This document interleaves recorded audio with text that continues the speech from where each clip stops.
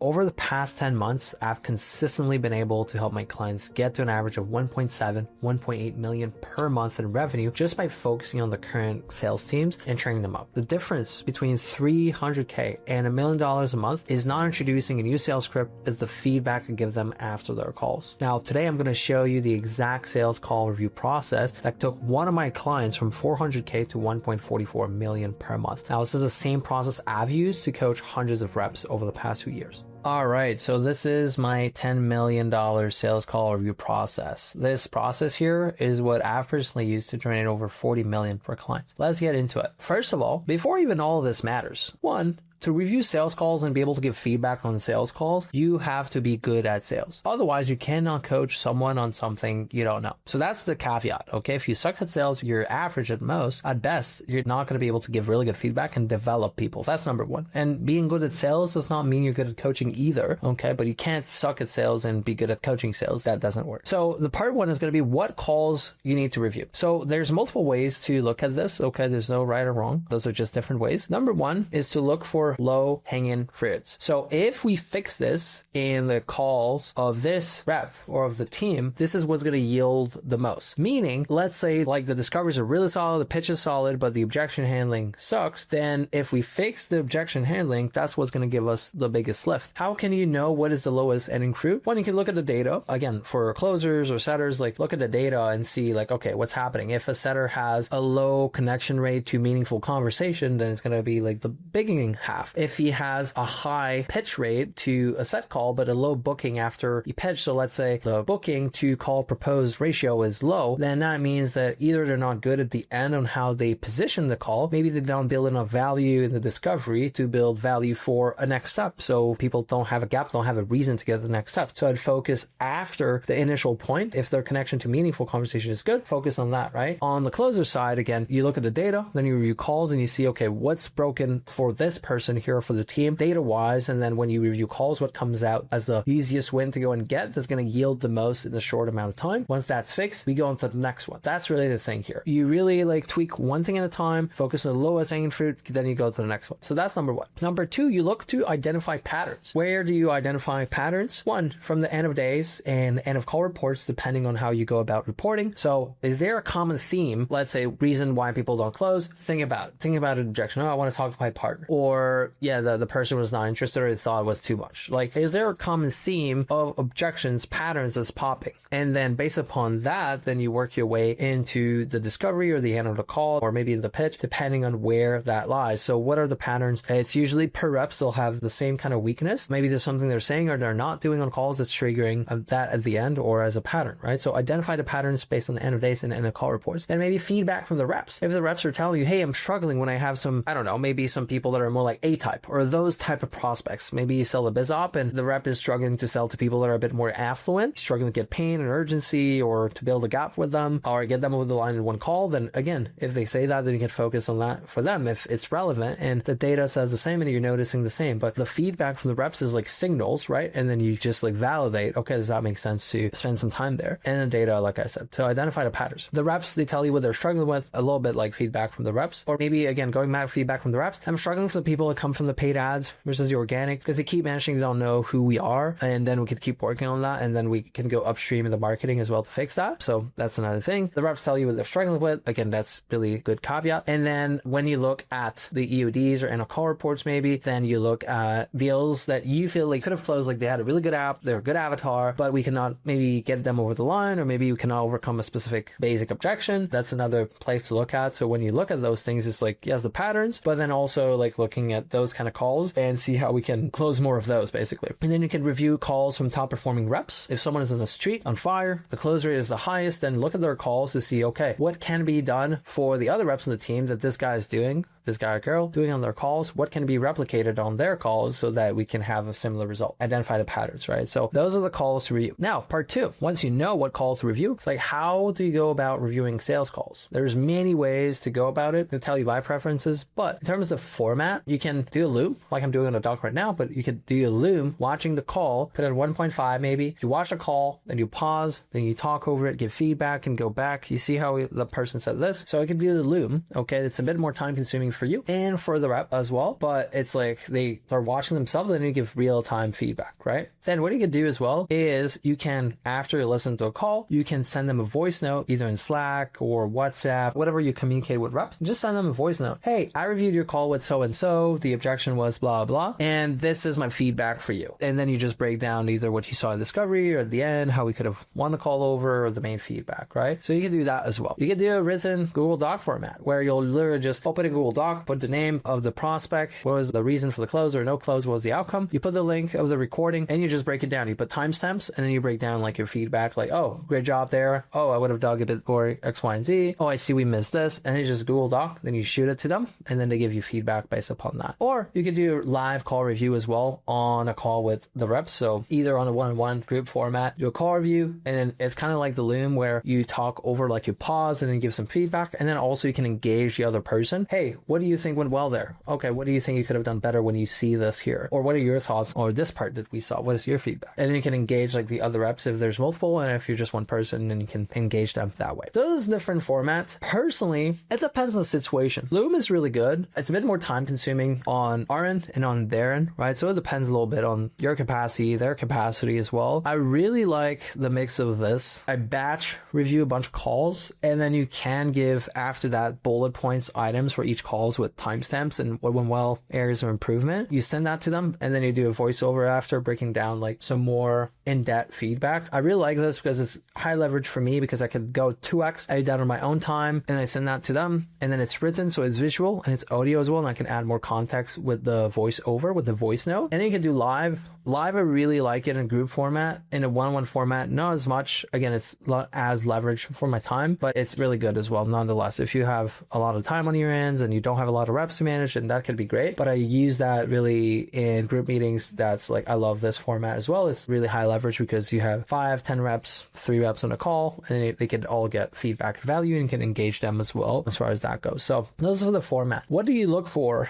in a call review? So multiple things, okay? Some calls, depending on the bottleneck, depending on the patterns, again, we may focus on one thing specifically. If you know that your rep sucks with his posture or sucks at the start of the call or at the end, then just focus on that more so. But what do you look for? If I was to do a full call breakdown, okay, which usually I look at certain parts depending, but if you do a full call review, then I look at the posture, like the posture, the leadership, the frame of the dynamic of the call between the rep and the prospect. Are they leading the prospects or not? Do they have a good posture? Do they have authority or not? Are they too friendly? Are they too firm? Are they like too cold, like on the calls? Then I look at the tonality of how they're asking their questions, the cadence, the timing. So cadence, like how fast are they talking? How slow? The pacing of the call based on it. Let's say it's an hour call, like where are we at 15 minutes? Are we too slow? Are we skipping too much over things? So just look at the cadence overall. Are we talking too fast? And then do we have the right tonality in the right area? Like, are we slowing down when we want to get more emotional, and when it's more logical, we go a bit faster pace, those kind of things, right? The structure, this is more like the flow of the call. So like, are they following the script? Like, how are they ticking the boxes as we progress through the call? Is it structured? Are we derailing left and right? Are they getting derailed from the call? Like, is the prospect leading and kind of derailing the conversation, or they're keeping control and it's like systematic? The structure, probing and clarifying. Are they digging further when, let's say, a prospect says something? Are we asking clarification or dig in into what the prospect said to either get more pain, more leverage, more clarity around what they mentioned, right? And then the objection handling, how we're going about the close at the end. So that's typically what I look at. The pitch is usually fairly simple and not as hard to correct, and people have an easier time, like do well there. How to give feedback. So one, something I hear and see a lot is that after you give feedback, one, you give too much feedback, or we can literally break the confidence of someone if they come out of a call review and they're like, fuck, I suck, I have to change everything, blah, blah. Then the reps can really get in their head. So we have to be really intentional about how we go about giving feedback. You want to give feedback that's constructive, that's going to make them better without hurting their confidence. Otherwise, like when they take a hit in their confidence, it's tough to build back up. And then we have to like rebuild them because they can go in spiral, even though if it was constructive. But if we pinpoint too many things, they'll overthink, or if they feel like they suck after call review because so many things went wrong. So we really have to be intentional about this. So what we want to do is reinforce good behaviors. So the good things that were done on the call, one, you don't want to to give too much feedback or have them work at too many things at the same time. Otherwise they get confused, right? So you really want to focus on certain areas. Okay. So I say certain, so a specific area. So it's like, hey, with you, let's focus on this right now. Once this is really good, then we'll focus on this. Okay. So again, this way is going to be more intentional, more specific, and they're not going to be like left and right. It's hard to master many things at the same time. So let's just like the highest leverage, right? Like we mentioned earlier, what's going to yield the most if fixed, right? You explain what was done. So, hey, this is what you did here. This is where it can be better. This is how it can be better and how or why this is going to help you get better results. Okay. So they have to understand why you're giving them the feedback you're giving them so that they can see, oh yeah, this is actually true. This is going to help me. Okay. Help them understand the mistakes so that they understand why you're saying what you're saying or why it can be better and in what way so that they actually can improve. Again, the goal is not for them to remember everything. The goal is for them to be able to understand, and then they can be self-sufficient and self-reliant. And then on future calls, they can recognize patterns from the previous call reviews, the previous feedback they have. Until the things that you've been working on is fixed, then you can start working on something else, like I mentioned earlier. Now, how can you identify patterns quickly so that you don't find out about it once your rep has 20 calls and no close in the past 20 calls? Okay, you need to catch that daily. And how can you watch the patterns too? One, looking at the data can help you see and spot patterns very quickly because it's going to appear in the numbers. Then also the end of day reports. So that's going to help you identify the patterns quickly, okay, before it becomes even like, oh, that you've burned too much cash. Now, the other thing you could do is review the end of the calls, just the price drop. If you're looking at closers, for example, just to see the objections that are popping and the objection handling. And based upon the ending of the call, that's going to tell you likely what did not happen or what was not done properly earlier in the call, because objections pop